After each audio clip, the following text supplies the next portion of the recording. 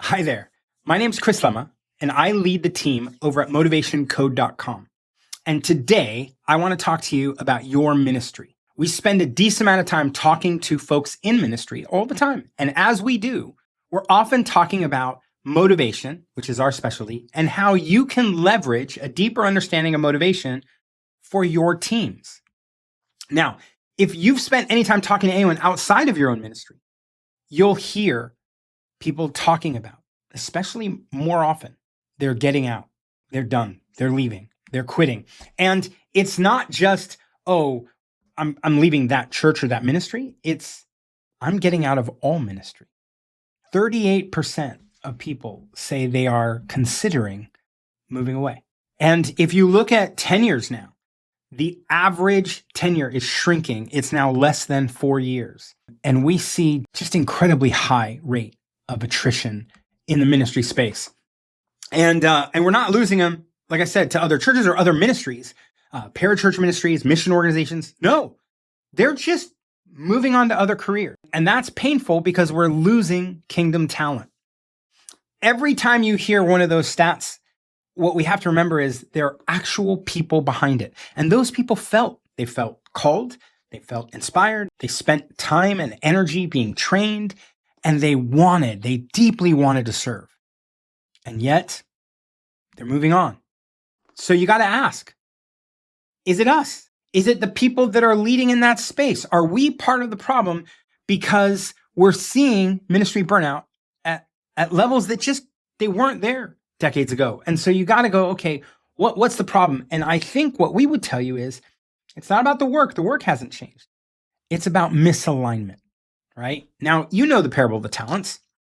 At the end of the day, right, what you see is different people have invested what was given to them, and then one person just buries it, right? And when the master comes back, what they're looking for is, did you invest? That's the heart of all this. Given everything I gave you and whatever amount I gave you, did you invest? And the expectation is growth. And we go, okay, God gives us people to lead. And it isn't, did we hit our goals? Did we grow our numbers? It's, did we grow the people that God gave us? Did we help them become better versions of who God's called them to be? You've also, the story of the Good Shepherd, right? And the scripture says, right, I am the good shepherd, right? Not us, but Jesus, right? The good shepherd lays down his life for sheep. I know my sheep and my sheep know me. What he's highlighting is the difference between a good shepherd and a hired hand. Because the good shepherd knows the sheep are his and he knows them just like they know him. And a hired hand, that's not the case, right? So the core question that I ask people all the time is, how well do you know your team? Do you know what moves them? Do you know what energizes them? Do you know how they're wired and what drains them on the other side? And unfortunately, whether I'm talking about ministry or I'm talking to people in the corporate space, most of the time that's where I get the blank looks. And I'm like, this is, especially in ministry, there should be no blank looks. You should know what makes your people come alive. When we don't know what moves them, we end up doing what I heard one pastor call drive-by guilting. And I thought, oh my gosh, that's an incredibly awesome phrase for something that's not positive at all. Drive-by guilting. Hey, we need volunteers. Remember your calling, right? Do this for the kingdom, right? And you got to push through. Jesus sacrificed. And all of that that's not from God. That's not helpful, right? But we do it. And so we end up creating a culture where the drive-by guiltings are higher, and we confuse burnout with faithfulness, when in fact that's not what's happening, right? We have people that are burning out over and over, and we go, we gotta get a handle on this, right? So you gotta go, okay, what's really happening under the covers, right? What's happening behind the scenes? I think one of the problems we see a lot is misalignment, right? Everybody's working hard, but they're not. Like if you've ever been in Boston, you're looking over the Charles River and you watch the crew teams rowing and they're all rowing so perfectly, you go, that's incredible. But then you take a picture of what's going on in our organizations and you're left with, we're not so incredible, right? Because there's misalignment. We're not all rowing together. Also, we hire poorly. And so we think that if all we do, and think back to the last person you hired, you spent a lot of time on looking at their skills and their experience. Skills and experience. Can they hit the ground running? And often all the other things that aren't skill and experience, those are the things that go unarticulated until later when we realize, ooh, gosh, now we have a problem, right? We have all hired people who lied about their skills or experience, but also were headaches on the team, poor communicators, people who had culturally a different value. And so that ended up clashing, right? And you just go, oh, this is not good. What happens when you hire poorly, right? Well, not only do you spend money, right? Thousands of dollars in salary, but then you also spend thousands of dollars in severance. You may be using a recruiting company. You're going to spend thousands of dollars to go find someone else. And you have the loss of momentum, right?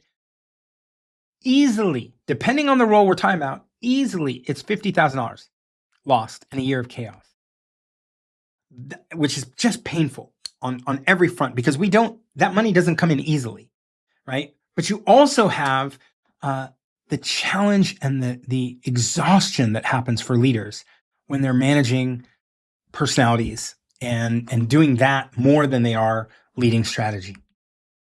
You also have burnout and turnover, right? Which we talked about. So you have high attrition, and that becomes a problem, right? Because you have to keep looking for the next replacement. You're patching together ministries until you get something solid. You hope that the person you hired is going to stay there for a couple of years. They don't stay that long. And now you got to start all over again. So in the end, it's a vicious cycle, right? Ministry teams are understaffed. The staff is exhausted and overworked. So that leads, everybody just pushing through, which creates burnout, which makes ministry teams understaffed. And it just goes around and around. Of course, what these dynamics have all in common is that we're using the exact same logic that created the problem to try and create the fix, and it doesn't work, right? In fact, Einstein says, "Hey, you can't solve your problem with the same thinking that you used to create it." Right? We need a different way of thinking about people, a different way to think about teams, a different way to think about motivation, and especially alignment, right? But what if the problem wasn't the people, the personalities involved, right? What if it was about a deeper understanding of how they're wired? And so I just want you to think about this as an exercise, right? A thought exercise. I want you to say, okay, imagine you need someone to organize your volunteer database and create a recruiting plan. All right, that's what we're going to do. So what happens? You say, I need you to organize your volunteer database and I want you to create a recruiting plan, and you've got 2 weeks. And the first person hears it and goes, yes, a challenge. I'm going to push through it. I'm going to make it awesome, and I can build this out. They are energized and they dive in and they're done in less than 2 weeks. Another person hears it and goes, oh God, spreadsheets and build a system. Why am I doing all this data entry stuff when I could be connecting with people? At the core of this recruiting is people-to-people connection. So they're drained, they procrastinate, and maybe they barely finish on time. More likely, they don't finish at all. And then you get a third person who hears it and goes, okay, this is good. But before I get started, I better figure out I don't want to build a volunteer database when other people have already built this, right? I don't want to recreate the wheel. So let me go research what other people have done and how they're doing it, how their churches are working this through. And let me get this understood first. And as a result, they spend a week. I mean, they have energy, but they spend a week doing research and haven't even started on working on the actual task. Same assignment, same deadline, same team. Completely different experiences. Have you seen that? My gut guess is that you have, right? That you're like, oh, okay, we say the same thing to everyone. And we'll watch. Some people thrive. Some people comply is the best term, right? But they feel drained, and some just resist. And normally what happens is we blame the person. They're lazy, or they didn't work hard, or they don't care enough about the mission, when in fact the problem is misalignment. So, I've been walking you through all of that. Like I said, I lead the team over at motivationcode.com, and we have a assessment that you take that collects stories, and we've collected more than 1 million different achievement stories from people. We've analyzed all of that. We have more than 60 years of research and science behind this. And what we do is we're able to between collecting your stories and having you answer questions about each of those stories, we're able to break out 8 different dimensions of motivation. And just to be clear, you and your people, you're all of them. But you tend to, in a particular context, operate out of one of them, a main one. You might have secondary efforts sitting in a second, but in any given context, you're not going to swap between 8. You're going to sit in one. And so you might think of, when I go to work, I work this way. I may do it a little differently with family. I may do a little differently with my children in Little League, but at work, or in ministry, I do it this one way. And so there are 8 different dimensions. The first dimension is the achiever, and they are driven by, motivated by excellence, achievement, standing out. Drivers care about overcoming obstacles, progress, getting things done all the way, complete. Influencers are all about making an impact and having people embrace that impact and participate in that, and persuading people towards an end or a goal. Learners are all about understanding and mastery, right? They want to know things, but they want to put that to use. It's not just staying up in head knowledge. Optimizers are all about process, improvement, doing things right and well. Orchestrators understand that big, important things need people, coordinated people together, and systems to make things happen. And so they love to bring order and systems to that kind of coordination. Relators are folks that care about team harmony and relationships, people. And visionaries are about innovation, possibilities, driving things forward, crafting the big pictures that are exciting for people. So those are the 8 different dimensions of motivation. And like I said, everybody's all of them, but you tend to operate out of one of them in any particular context. We build those 8 out of 32, a custom taxonomy of 32 different motivations, what we call your motivational DNA.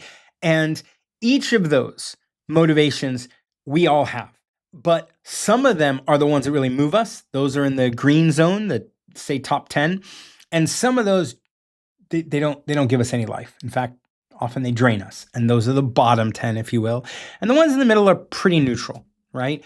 But if you can shape work to sit where someone's sitting in the green zone all day long, you're going to get so much more out of them. And if you have most of their work sitting down in the red zone, they haven't told you yet, but they're getting ready to quit, right? And so we take all of these motivations, map them to those 8 dimensions so that we can show you, right, when you take this assessment, which we're not telling you have to.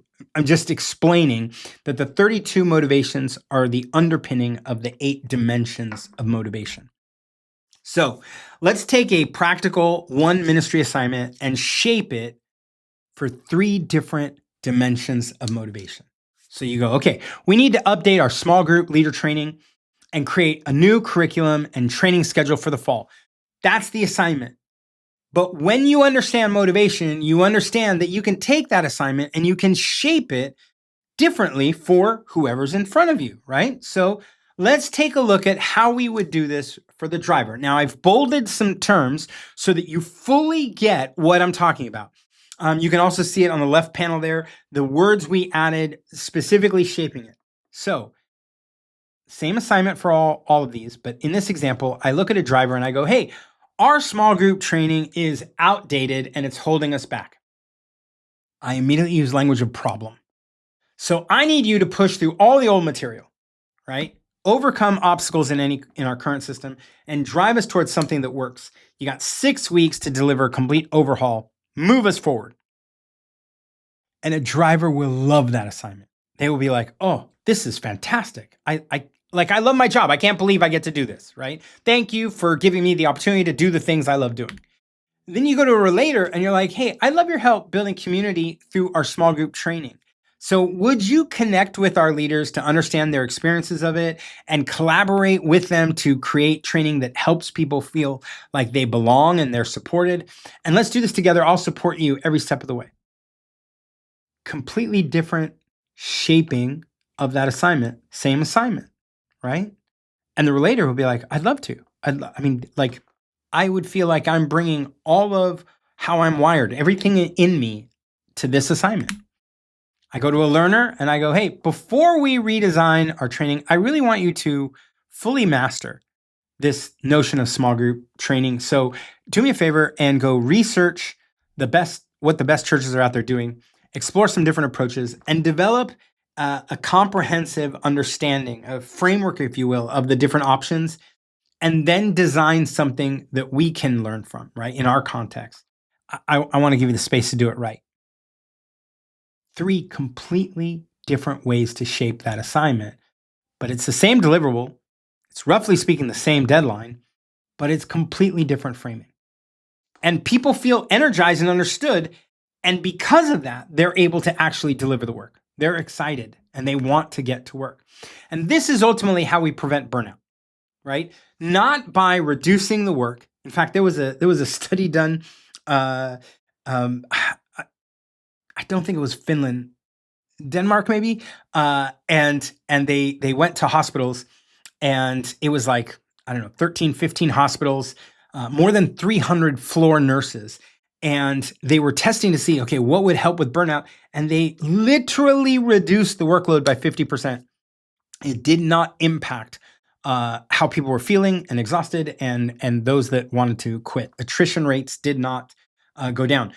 They offer them bonuses for extra long hours or whatever, right? So they added some pay components, didn't move the needle at all. And then they turned around and they did things that were alignment oriented, right? Like they said, what tools do you need? What resourcing do you need? What education do you need? What kind of process flow do you want to adjust? And as they did that, it completely moved the needle, right? They spent almost no money and watched all the performance in their hospitals all go up. And you go, that's incredible. Also, attrition went way down. People stayed. They felt like they could have an impact in their own work. And they felt like, people, when you're a nurse, you don't sign up because you care about the pay. You sign up because you want to help people. And that's very, very similar to ministry. But we got to make sure that there's enough alignment so that people feel like, I love coming to work together. I love doing this work, right? So what I want to introduce you to, the point of all the stuff that we're looking at here is 7 tools or 8 tools that bring motivation into the tooling itself that allow you to lead your team in the best way possible, right? So we'll look at some diagnostic tools, some hiring tools, some team building tools, and some daily alignment tools, right? So let's start with the diagnostic tools. One is called Team Dynamics. And by the way, we spent no marketing on the names of these. These are explanatory, right? Descriptive in their naming. So what we want to do is we want to help you and your team understand where the synergies are and where there's friction. So what you put in is the size of your team and each person's top dimension. You also shape your work context. We ask you 3 questions or 4 questions about your work context and you answer those. And then what we do is we go, okay, and you'll see that on the left side, you see here's the questions that you answered. And then what we do is we give you in real time, we give you answers to that, right? And so what we're showing you is here's where your team is really strong. Here's where there are risks. Here's how your team members are going to interact with each other, how they'll collaborate naturally, and where you can predict conflict or friction and how you can leverage and work through that. And it's incredibly powerful because you're getting these predictions as if someone's been watching your team all year and you're like, I didn't realize Like, oh, this explains this, this explains this. It's all right there in black and white. So we had folks that tested this out, right? And you get like a driver worship pastor and a visionary creative director, and what happens when they come together, right? The driver just wants to finish and move. The visionary wants to explore possibilities. The driver sees a visionary as never satisfied and always changing plans. The visionary says, this person is rushing and killing creativity. And you're like, oh my God, that's happening across our teams. And you're like, right, but this is predictable because it's not personality based. It's a misalignment on motivation, right? So you go, oh, okay, I get it. This is innate. This is how they're wired. So let's set some clear deadlines. That will help the driver feel like, okay, we have timelines. And then let's make sure that the visionary can explore options before the deadlines. And let's reframe this tension as complementary, not competitive, right? Here's the two things I want you guys to do. First, I want you guys to do this. Then I want you guys to do this. And once people see it, and once we've laid it out in the open, people start working together in a much stronger way than ever before. Our second tool is what I call job grids. Job grids are how to help leaders like us understand that there are different ways to do the same exact role. So you put in a job title, you put in the job description, and again, that work context. And what we output is the 8 different ways across 6 different core efforts, areas of work, the 8 different ways someone could do that job. So you go, this is how an achiever might tackle that same job. This is how a learner might tackle that job. And it starts giving us eyes to see, oh, I never even thought that that's how to do it, or that that's what they were doing as they were doing it, right? So you go, okay, let's say that we were talking about a children's ministry director and we're talking about recruiting and training. And you can see here 8 completely different ways that people think about this, right? And you've likely seen this in your own organization where you're going, I told them to go do this, and they start going in one direction, and then you're like, but I was going to go this other. Like, we all had our mom tell us, treat others the way you want to be treated, only to discover she was wrong. Mom was wonderful, but she was wrong. Because it's not treat others the way they want to be treated, or treat others the way we want to be treated. It's treat others how they want to be treated, right? And a lot of times we shape work and jobs, and we do it the way we would do it, only to discover someone else is going to do it a completely different way. So this helps you, right? As you're writing job descriptions, as you're interacting and looking at people and realizing, oh gosh, they're doing it something different, as you're interviewing them. When you're looking for someone, right? You start discovering, sometimes I'm looking for just me replicated, and that may not be what the organization needs, right? And so when I understand what we need, I can shape how I describe it and hire that. And the net result of hiring the right person with the right motivational DNA for a job is they'll stay a lot longer, which is fantastic. We also have what happens when you bring your new person, right, your next hire, into an existing team, and how does that play out with your existing team's dynamics? So you give us your existing team's dimensions and your candidate's dimension and a work context, and we will give you here's the analysis of, we literally map every single 2 people, every combination of 2 people across it. Then we look for all the challenging dynamics. Then we rate and score the challenging dynamics, take the top ones and bring it back to you and say, this is the good news, the synergies that are created, but here's the new friction points that may be introduced. And here's what you may want to do because of it, right? So if you have 4 drivers and 2 visionaries and you add an optimizer, right? What's going to happen? Well, we'll give you that insight and we'll tell you, hey, this is going to slow down your pace, right? But improve your execution quality, right? Now, here's how to manage this transition as they're coming on board. Now, we also help with hiring. And one of the things we do is we have something called a job fit report, where we take the hiring manager's top dimensions, all the candidates' top dimensions, and the job description. And we then go in and we go, okay, let's put the job description, the hiring manager, and all these candidates. And you look at this list of people and you're like, wow, these are all great. Like, I don't know how I would pick from this list. So what do we normally do? We're like, I think this one would be pretty good, right? We have a gut feeling, or we pick the best resume from the bunch, and then we just hope, and we use hope as a strategy.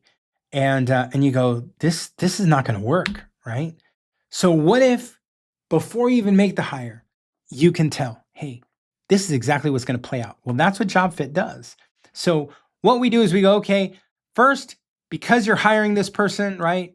Let's take a look at what you want, right? Who's the person that's the hiring manager, and what do they need? What do they want? So it looks at you as the hiring manager first, right? Here we go. Here's the stuff. And then it goes, hey, let's take a look at what your best ideal candidate would look like, their top dimensions, maybe the least aligned dimensions. And so we can see, okay, sounds like you would do better with a achiever or learner and do less well with a relator or optimizer. And then for every single person that we put in as a candidate, we will score them, and we'll score them on job fit and manager fit, right? And what's fascinating is, if you look at someone like Mike, he's got a 77% on his job fit, but a 95% on manager fit. So he may need more training, but he's going to work really well under me compared to someone else, right? And so you have those choices. We're not telling you have to hire Mike, but it gives you some options, right? For every single candidate, it goes in and looks at their overview, the job fit pros, right? Their manager pros, the cons. It even gives you what you'll see here, right? Is the let me see if we got on this one, pros, cons. It gives you the scoring, right? And then it gives you here's some issues, right? Some concerns and some questions. So we have people take or do this whole job fit process before you do the hiring, so that we can identify some key questions you may not have thought of.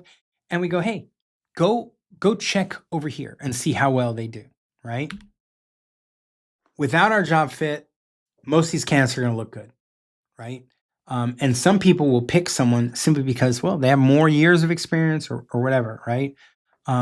But once you start digging in deeper, you realize, oh, this person is a better fit for me because of the way they do this, or the risks are lower on the downside of it, right?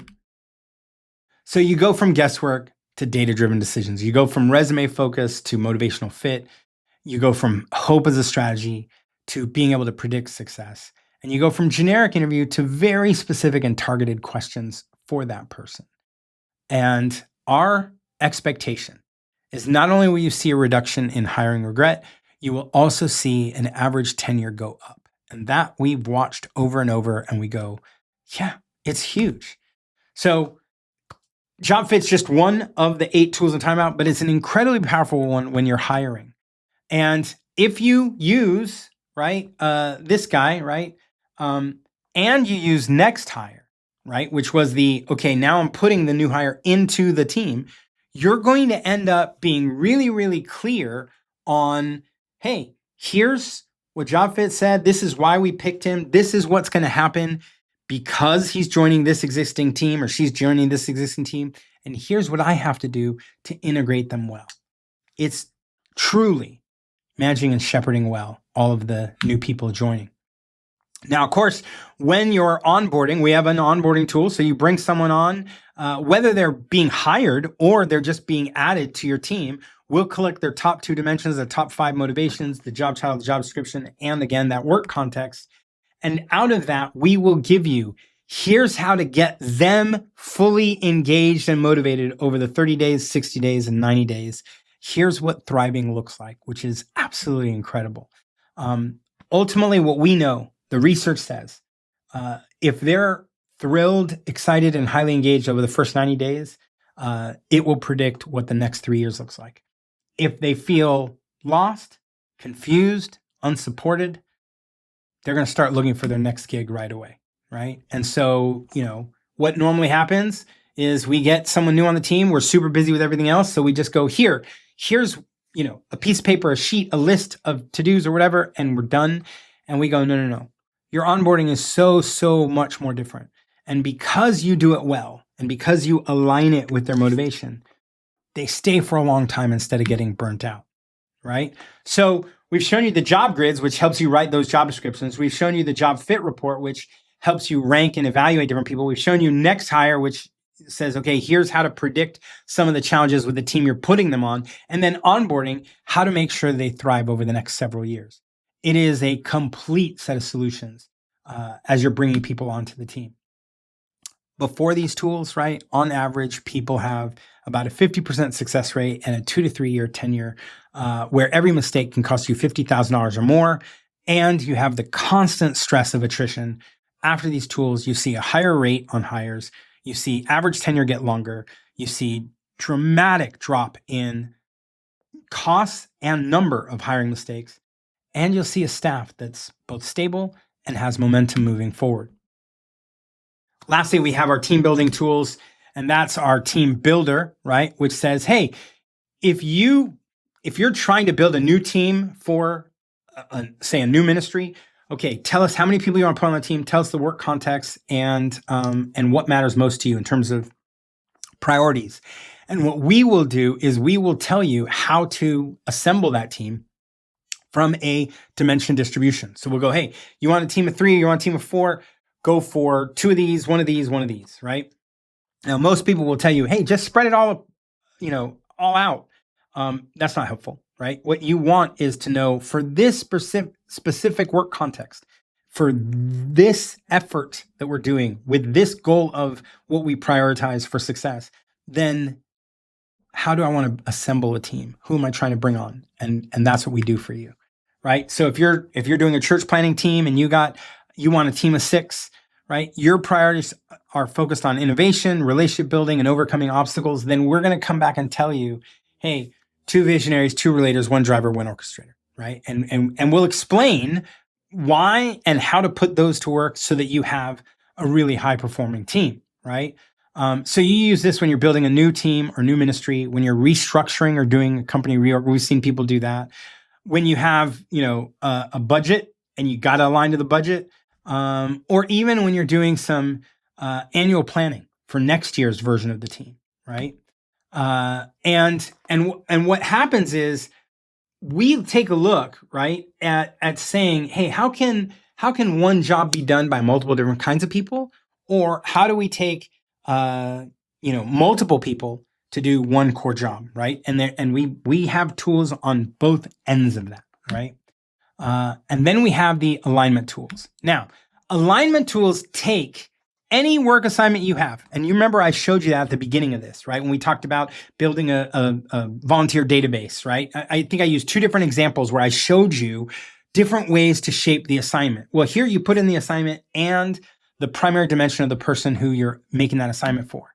And what you get out is the reshaping of that assignment. This is a very practical tool. We see people hitting this all day long because you can use it all the time, right? So, hey, you say, there's another example, right? Plan our Easter service with 3 services, parking, logistics, kids programming, volunteer coordination.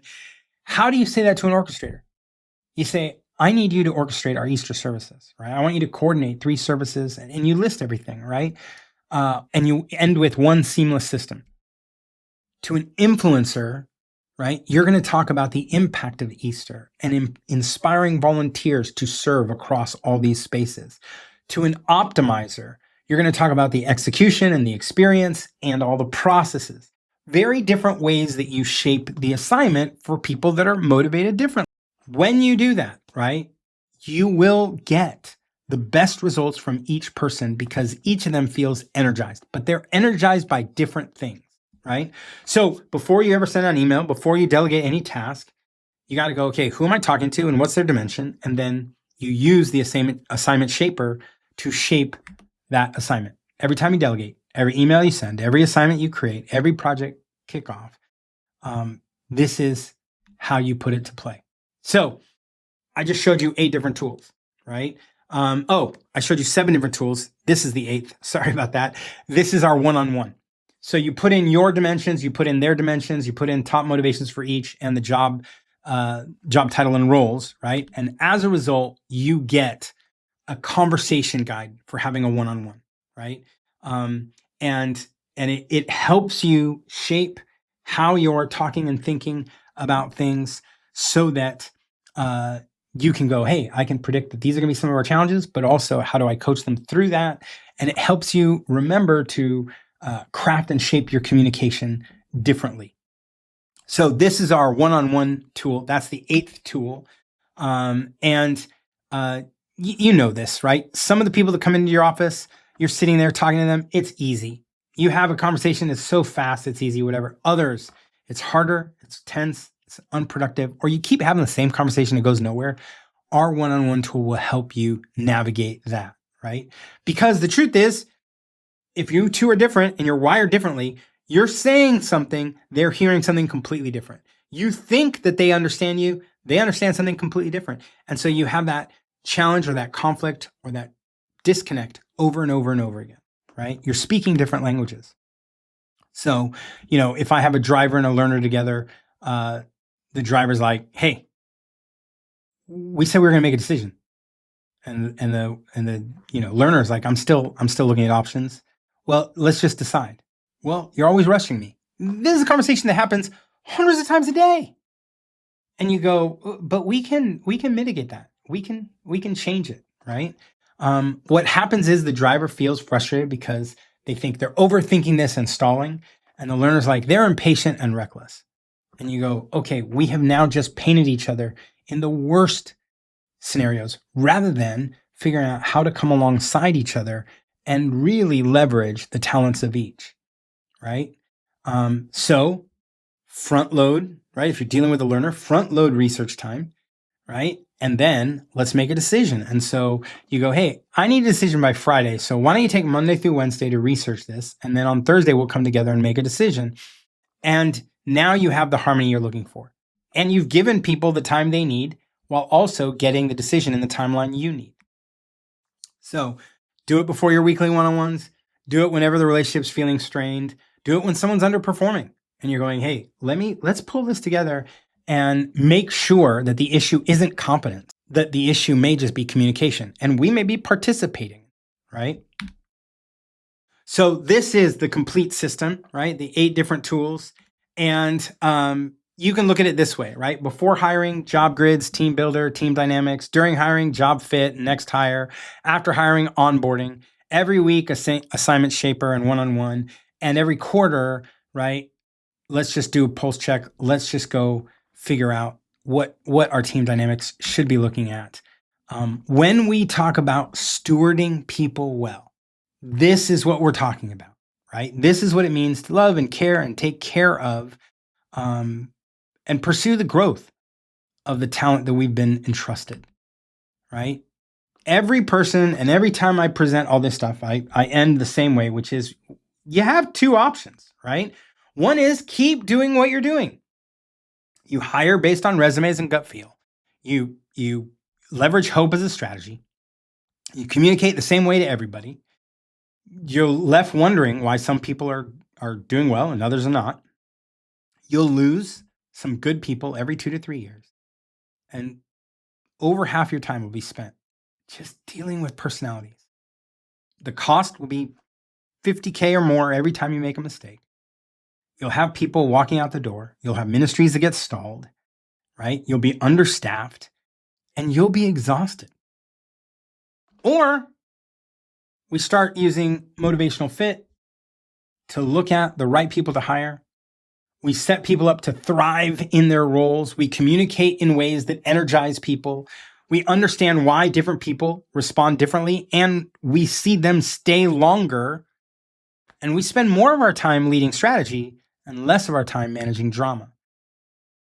Maybe the most important thing is that people end up feeling seen and understood, valued. People start collaborating more instead of competing. Where people start sticking around and their stability, the church starts having greater impact, right? And so you feel like, hey, I am leading church, not just babysitting staff. Doesn't mean that you won't still have hard conversations to have. You may still hire someone that isn't a perfect fit, and you will have to navigate some conflict. I mean, those are things that happen no matter what.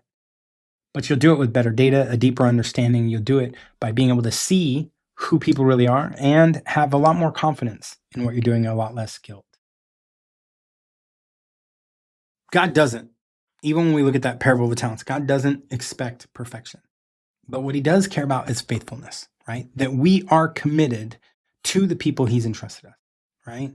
And so we have to ask ourselves, are we growing them?